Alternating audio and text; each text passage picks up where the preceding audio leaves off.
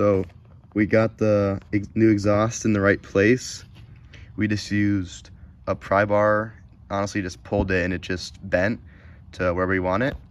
And just by running, we got beautiful titanium look, some blue and orange spots. So that's really cool.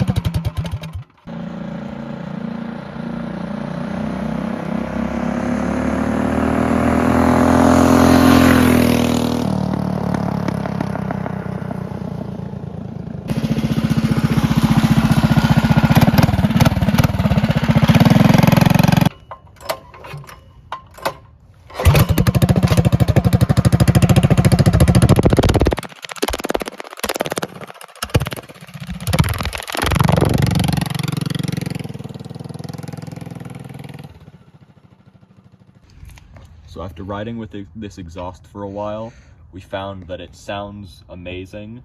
The only issue we ever had was having to bend it out, and that didn't take too much effort. The sound is very deep on the Predator as well.